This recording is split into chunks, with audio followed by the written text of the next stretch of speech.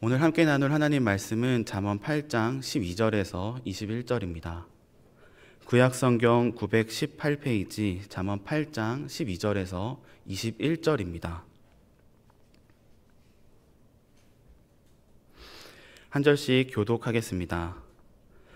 나 지혜는 명철로 주소를 삼으며 지식과 근신을 찾아 얻나니 여호와를 경외하는 것은 악을 미워하는 것이라. 나는 교만과 거만과 악한 행실과 패역한 입을 미워하느니라.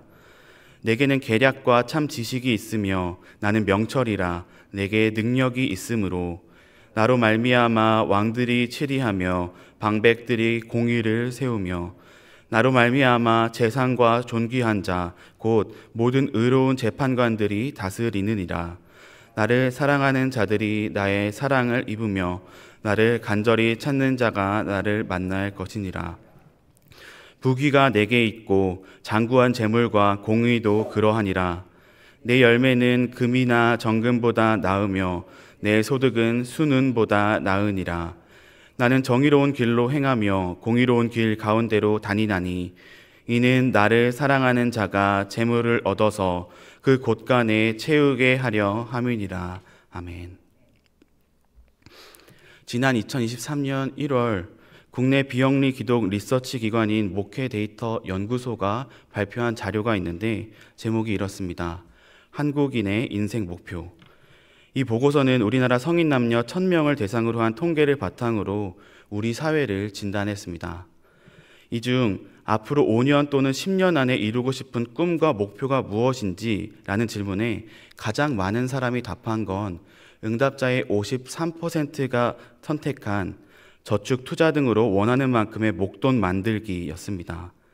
그 다음 이어진 건 은퇴 후 여유롭게 살기, 그리고 현재 일하는 분야에서 경력 쌓기입니다.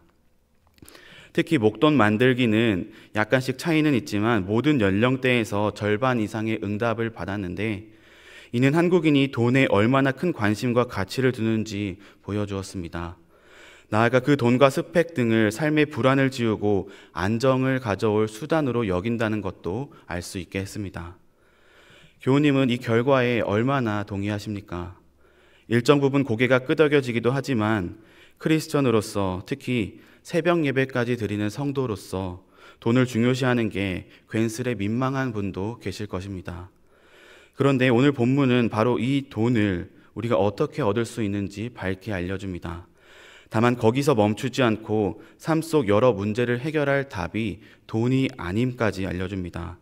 바로 본문의 화자인 지혜가 그 답이라고 말입니다.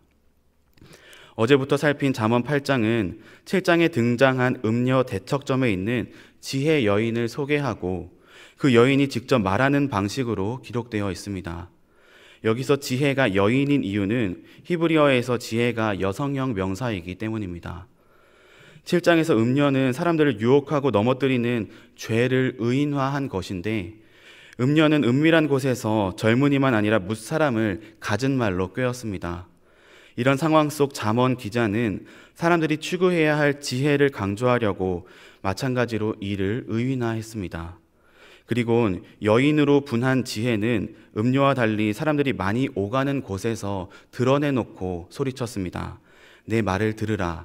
내 입술에서 나오는 진리를 봐라 하고 말입니다.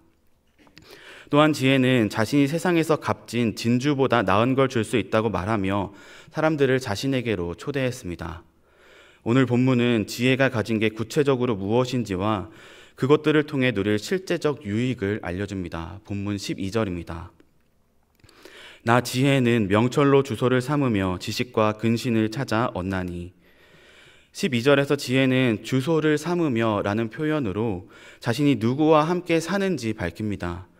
그중 가장 먼저 언급된 명철은 신중함과 사려 깊음입니다. 그 다음으로 나온 지식은 많이 아는 것이 아니라 올바른 정보와 판단력입니다. 그리고 근신은 분별력입니다. 여러 상황에 무엇이 옳고 바른지 파악하고 다음 행동을 계획하는 능력을 뜻합니다. 지혜는 바로 이러한 명철, 지식, 근신과 함께 어울립니다.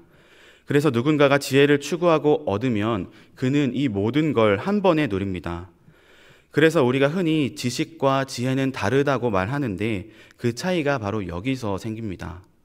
한편 이런 지혜는 비단 잠언이 기록된 고대 사회에서만이 아닌 현대 사회에도 필수적입니다. 우리가 사는 이 시대는 정보가 차고도 넘칩니다. 손에 들린 작은 스마트폰 하나로 사람들은 화장실 변기에 앉아서도 세계 곳곳을 가볼 수 있을 정도입니다. 다만 그러다 보니 무수한 정보 속에서 참된 것을 분별하고 취할 능력인 지식과 근신이 필요합니다. 특히 가만히 있어도 SNS와 포털을 통해 쏟아지는 가짜 뉴스에 휩쓸리는 이 시대에 명철한 판단이 그 어느 때보다 절실합니다. 그러니 오늘 우리는 무엇이 참이고 거짓인지, 무엇이 해롭고 무엇이 유익한지를 분별할 지혜를 간절히 찾고 구해야 합니다. 계속해서 지혜는 자신을 이렇게 소개합니다. 본문 13절입니다. 여호와를 경외하는 것은 악을 미워하는 것이라. 나는 교만과 거만과 악한 행실과 패역한 입을 미워하느니라. 13절에서 지혜는 대뜸 여호와 경외를 말하는데 이는 잠언의 앞선 문맥을 기억할 때 이해할 수 있습니다. 잠언 1장 7절이 이렇게 증언합니다. 여호와를 경외하는 것이 지식의 근본이거늘 미련한 자는 지혜와 훈계를 멸시하느니라. 여호와 하나님을 경외하는 것이 곧 지혜입니다. 이때 흔히 경외를 두려워함으로 생각하는데 이 두려움은 무엇인가에게 공포를 느껴 위축되는 감정이 아닙니다.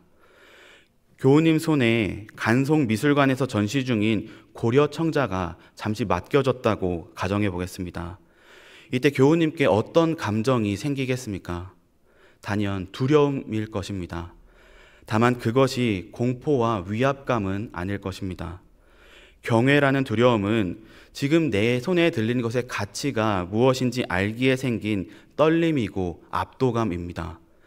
하나님을 향해 우리가 가져야 할 감정이 바로 이 두려움, 이 경외입니다. 다시 13절을 보면 여호와 경외가 지혜이기에 지혜는 악을 미워한다고 말할 수 있습니다. 또한 지혜가 미워하는 교만에 사용된 히브리어 게아는 성경 전체에서 본문에만 사용된 말입니다. 이는 높게 되다라는 의미의 단어 가아를 어원 삼는데 이를 풀면 교만은 스스로 높아져 다른 이를 무시하고 하나님께 반역하는 것을 뜻합니다. 거만도 비슷한 맥락에서 남을 업신 여기는 태도입니다. 이어진 악한 행실은 나쁜 일을 일상으로 하는 삶의 방식입니다. 그리고 패역한 입이란 진실이란 찾아볼 수 없을 만큼 왜곡과 거짓을 일삼는 걸 말합니다. 이렇게 지혜는 악과 교만과 거만과 악한 행실과 패역한 입을 미워한다고 자신을 소개하며 자신을 얻으려면 이러한 심성을 닮아야 한다고 짚습니다. 그런데 이 대목에 이를 때 어쩌면 지혜 추구에 잠깐 멈칫할지 모르겠습니다. 왜냐하면 과연 정말 거짓 없이 살 수 있겠냐는 질문 앞에 자신 있을 사람이 없기 때문입니다. 더욱이 오늘날 우리가 사는 사회는 극도로 경쟁적이고 성공지향적입니다. 그래서 이 사회에서는 교만과 거만에도 사로잡히기가 쉽습니다. 그 모진 상황을 극복하고 무언가를 성취하면 보상 심리로 우월감과 오만에 빠지기 때문입니다. 이런 중 우리는 세상이 이토록 죄 가득하고 우리에게 허물을 더 씌운다는 걸 잘 압니다. 그리고 앞선 잠언 7장에서 음녀의 유혹 결말이 사망임도 알기에 우린 더욱 지혜를 찾고 구해야 합니다. 우리가 가진 자유를 적극적으로 사용해서 지혜를 체득해야 합니다. 잠시 불편하고 또 때론 억울할지라도 이것이 진정 우리에게 유익이기 때문입니다. 계속해서 지혜는 자기가 가진 능력도 밝힙니다. 본문 14절에서 16절입니다. 내게는 계략과 참 지식이 있으며 나는 명철이라. 내게 능력이 있으므로 나로 말미암아 왕들이 치리하며 방백들이 공의를 세우며 나로 말미암아 재상과 존귀한 자 곧 모든 의로운 재판관들이 다스리느니라. 지혜에게 있는 계략은 전쟁에서의 좋은 전략을 말합니다. 사무엘하 17장에서 압살롬에게서 도망친 다윗을 지키기 위해 후세가 펼친 계략이 대표적입니다. 아울러 참 지식은 그 계획을 실행할 수 있게 하는 지적 자원입니다. 그리고 지혜는 자신을 명철이라고도 말하는데 이 명철은 앞선 12절의 명철과는 다릅니다. 12절의 명철은 히브리어 오르마를 번역했고 지금의 명철은 비나를 번역했습니다. 이때 비나는 상황을 정확하고 깊고 또 길게 파악하는 통찰력을 뜻합니다. 마치 작은 단서를 보고도 사건의 전말과 과정을 유추하는 명탐정의 슬기와도 같습니다.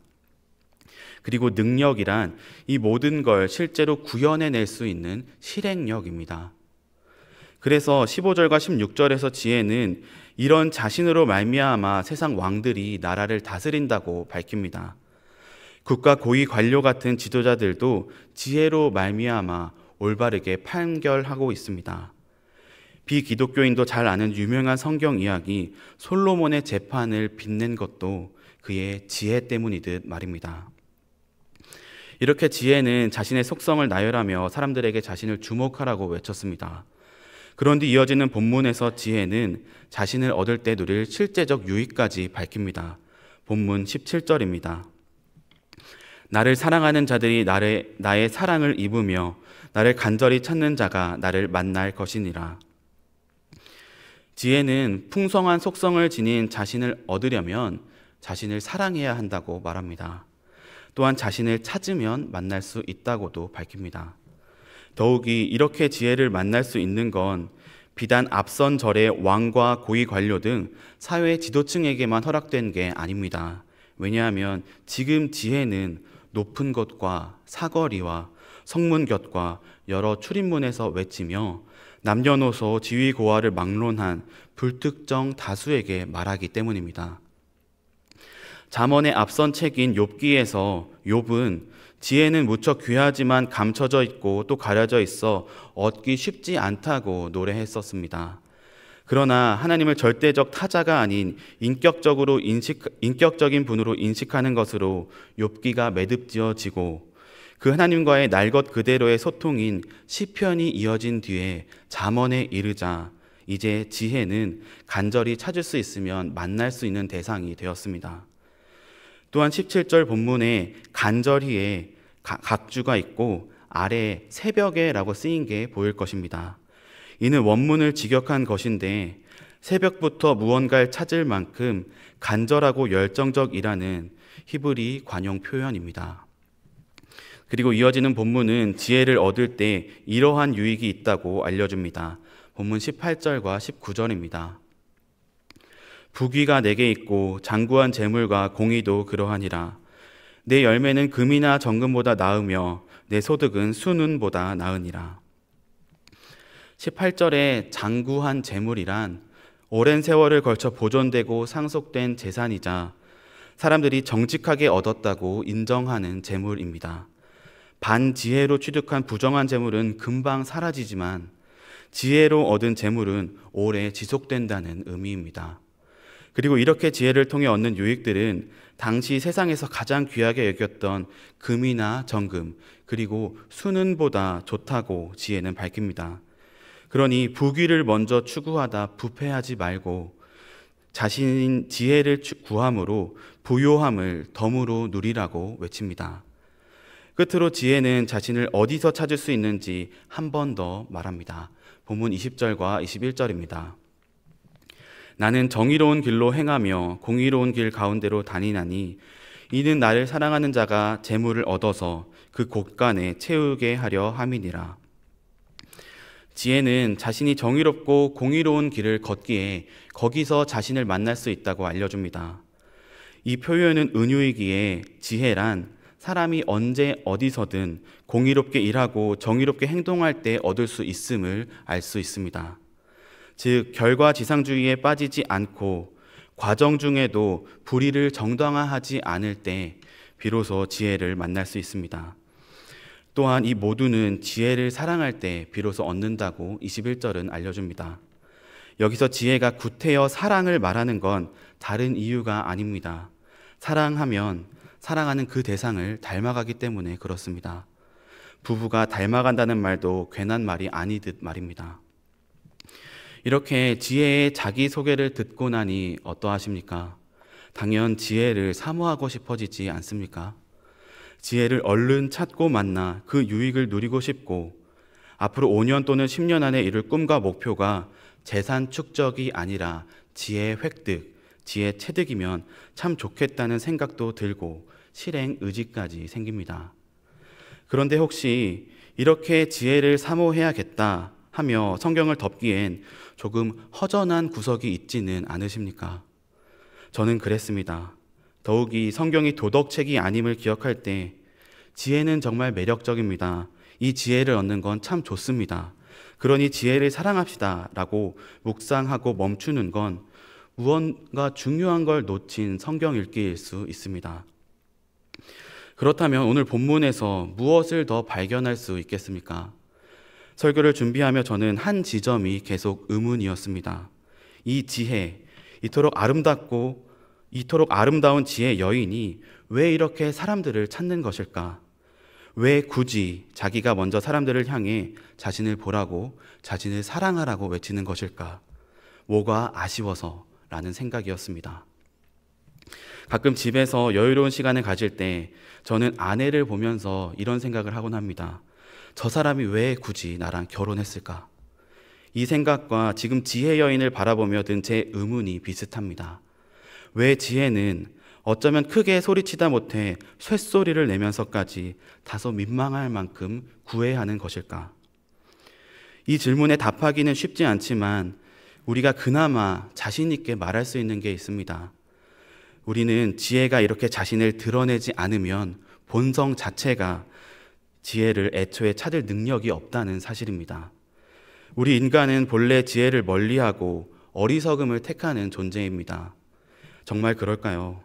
없는 게 없어서 하나님과 산책할 정도였던 에덴에서 첫 사람이 하나님 아닌 걸 선택한 그 어리석은 일이 대표적입니다. 그리고 그날 이후로 인간 내면과 세상에 창궐한 악은 우리 마음과 세상을 혼미하고 혼탁하게 해 지혜를 더욱 찾기 어렵게 했습니다. 그래서 지혜가 우리를 먼저 찾아왔습니다. 그리고 이를 더욱 보충할 수 있는 증언도 있습니다. 신명기 7장 7절과 8절 상반절입니다. 여호와께서 너희를 기뻐하시고 너희를 택하심은 너희가 다른 민족보다 수요가 많기 때문이 아니니라. 너희는 오히려 모든 민족 중에 가장 적으니라. 여호와께서 다만 너희를 사랑하심으로 말미암아. 여호와 하나님이 못난 이스라엘을 기뻐하고 여러 민족 중 일부로 택하셨다고 말합니다. 왜냐하면 다만 사랑하기 때문입니다. 그 어떤 조건도 보지 않고 다만 사랑하기 때문 말입니다. 그래서 하나님은 이사야 선지자가 하나님 당신의 영이라고 설명하는 지혜를 우리에게 보내셨습니다. 그리고 지혜를 사랑하라고 초청하며 실은 자신이 먼저 우리를 몹시 격하게, 과하게, 그리고 넘치게 사랑하십니다. 그리고 한 가지 이유가 더 있습니다. 이사야 53장 2절이 이렇게 밝힙니다. 그는 주 앞에서 자라나기를 연한 순 같고 마른 땅에서 나온 뿌리 같아서 고운 모양도 없고 풍채도 없은즉 우리가 보기에 흠모할 만한 아름다운 것이 없도다. 이사야 선지자가 예수님을 예언한 노래입니다. 이때 선지자는 예수님이 우리 눈에 곱지 않고 아름답지 않다고, 매력적이지 않다고 말합니다. 그런데 이 예수님이 어떤 분이십니까? 사도 바울은 이렇게 설명합니다. 고린도전서 1장 30절을 공동 번역으로 읽어드리겠습니다. 그러나 하느님께서는 여러분을 그리스도 예수와 한 몸이 되게 하셨습니다. 그리스도는 하느님께서 주신 우리의 지혜이십니다. 예수님이 바로 우리를 찾아오신 지혜입니다. 잠언 8장의 지혜가 곧 예수님이다 라고 말하는 건 다소 논쟁 소지가 있습니다만 예수님이 하나님의 지혜를 구현하셨다는 것은 분명합니다. 그런데 이사야 선지자는 이 예수님이 우리 눈에 아름답지 않게 보인다고 말했습니다. 그리고 실제로 사람들은 이 예수를 사모해야 할 지혜로 보지 않고 그를 향해 침을 뱉고 채찍을 휘둘렀으며 창으로 찔러 죽였습니다. 그러나 그럼에도 지혜는 당신의 사랑을 포기하지 않고 당신의 사랑을 가득 입은 자인 우리에게 다가옵니다. 그리고 외칩니다. 나를 보라고, 내게 오라고, 그리고 내 안에서 자기 모든 걸 누리라고 말입니다. 그래서 오늘 말씀은 결코 지혜의 구구절절한 구애가 아닌 우리를 향한 그리스도의 초청이자 세레나데입니다. 우리에게 참 과분한 사랑을 전에도 그랬고 지금도 주고 계신 분이 외치십니다. 이에 어떻게 반응하시겠습니까? 과분한 사랑에 우린 겨우 합당한 만큼의 비대칭적인 반응만 보이면 된다고 우리는 지난 주일 설교 말씀에서 들었습니다. 그러니 이를 기억하며 오늘 하루 말씀을 펼쳐 읽으며 이 지혜를 더 깊이 알아갑시다. 그리고 순종을 통해 이 지혜를 사랑하는 구체적 행동, 과분한 사랑에 비하면 겨우 합당할 뿐인 그 삶을 시작합시다. 이것이 우리가 주님께 드릴 삶의 예배이며 지혜로운 삶의 시작입니다. 기도하겠습니다.